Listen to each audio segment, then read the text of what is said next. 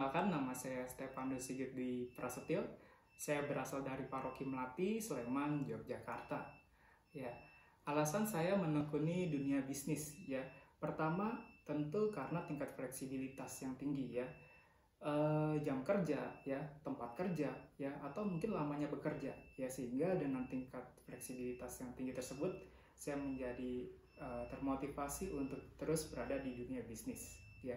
Saya bergerak di industri kreatif, yaitu menciptakan buku cerita anak ya. Buku cerita yang saya produksi ya adalah buku cerita anak yang tidak hanya terdiri dari gambar dan tulisan, tetapi juga objeknya bisa terbuka dalam bentuk 3 dimensi, atau mungkin orang sering kenalnya dengan buku pop-up ya, seperti itu ya. Suka dukanya di dalam industri kreatif, yaitu khususnya buku pop-up, buku cerita anak pop-up ya. Oke, salah satu, saya mulai dari dukanya dulu ya. Dukanya adalah lamanya pengerjaan ya. Untuk satu judul buku itu membutuhkan waktu sekitar 4-6 bulan ya. Nah, kadang-kadang kita juga harus menyeimbangkan juga ya antara idealis dengan harga ke konsumen ya. Jadi kalau misalkan contoh, saya ingin desainnya seperti ini ya, tetapi dari sisi harga atau dari sisi modal itu butuh modal yang besar, serta harga ke konsumennya bisa mahal gitu ya. Nah, sehingga saya harus menyeimbangkan gitu ya, kira-kira desainnya itu yang menarik seperti apa sih ya, yang kira-kira modalnya tidak terlalu besar, lalu harga ke konsumennya ya sedang lah ya, atau kira-kira kayaknya sih masuk gitu ya. Nah, sehingga saya harus menyeimbangkan itu ya, antara desain, bahkan besarnya buku ya, itu kan juga bisa mempengaruhi modal. Sukanya adalah ketika produk kita diterima di masyarakat ya. Saya melihat dari 2 indikator. Pertama, angka penjualan ya. Contohnya misalkan buku Kelahiran Yesus ini ya, yang bulan ini lagi momentum banget ya. Kebetulan ini adalah buku tentang Natal juga, yaitu menceritakan kisah kelahiran Yesus ya. Nah, buku ini tingkat penjualannya cukup tinggi ya. Sebulan bisa sekitar 200-300 buku ya. Bahkan mungkin lebih ya, karena memang sekali lagi angka tersebut karena memang kemampuan produksi kita juga terbatas ya.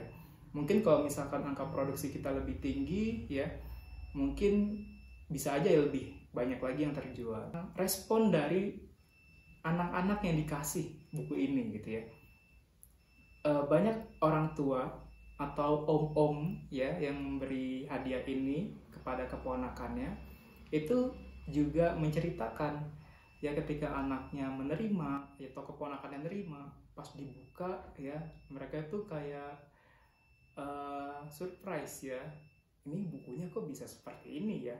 Bahkan ada salah satu cerita dari teman saya itu menceritakan adiknya itu sampai bukunya itu dibawa kemana-mana ya, lalu diceritain gitu ya ke teman-temannya ya, ini bukunya tentang kelahiran Yesus ya, lalu dia buka halaman 1 sampai halaman 6 ya. Meskipun mereka belum bisa membaca, tapi dengan ilustrasi 3 dimensi ini ya, kira-kira mungkin mereka akan memahami, oh alurnya seperti ini ya kelahiran Yesus, dimulai dari mendapat kabar ya, hingga akhirnya lahir di palungan ya, prosesnya seperti ini loh. Meskipun mungkin mereka belum bisa membaca, tapi dengan objek 3 dimensi mereka bisa merasakan dan memahami alur ceritanya seperti ini ya, sehingga di satu sisi juga anak-anak jadi mudah juga untuk mengetahui cerita Alkitab dengan cara yang lebih mudah. Lalu terobosan di masa pandemi ya. Oke, sebenarnya buku-buku atau misalkan secara umum yaitu produk anak ya. Produk anak sebetulnya tidak terlalu terdampak di masa pandemi ya. Kenapa? Karena memang ini kisah dari teman saya ya. Nah, ada temannya dia ya yang bercerita bahwa dulu dia jarang meluangkan waktu untuk anak karena sibuk bekerja ya. Nah, ketika pandemi ya, dia menjadi canggung dengan anaknya gitu ya. Jadi dia ngerasa kurang deket nih dengan anaknya, karena memang waktunya banyak tersita di pekerjaan.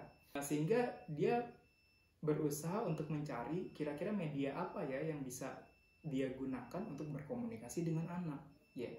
Sehingga memang pada saat pandemi produk-produk anak permintaannya cukup tinggi, ya, termasuk buku cerita pop-up seperti ini, ya.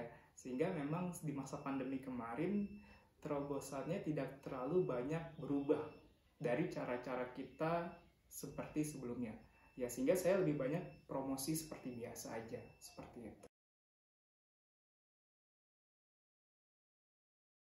Pesan saya untuk teman-teman pelaku industri kreatif Katolik di sekitar lingkungan Keuskupan Agung Semarang, ya.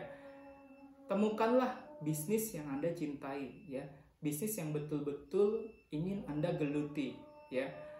Misalkan contoh, Anda lebih suka fashion, atau Anda lebih suka kuliner, atau Anda lebih suka bergerak di industri kreatif seperti ini, ya. Nah, teman-teman harus temukan itu dulu, ya. Saya nggak bisa menggambar, saya nggak bisa mendesain produk, ya, apalagi bikin desain yang seperti ini, ya. Awalnya saya hanya sekedar melihat, lalu abis itu saya kira kok ini lucu ya, gitu ya. Dan saya jarang melihat buku versi Indonesia. Lalu saya karena suka, lalu saya cari tahu cara buatnya dari Google, dari YouTube, ya, dari diskusi dengan komunitas yang bergerak di bidang ini, ya. Itu membuat saya menjadi mampu untuk menciptakan produk ini. Dari situ saya belajar bahwa ketika kita mencintai sesuatu, ya, saya yakin akan datang, ya, kemampuan yang kita butuhkan untuk lebih mencintainya.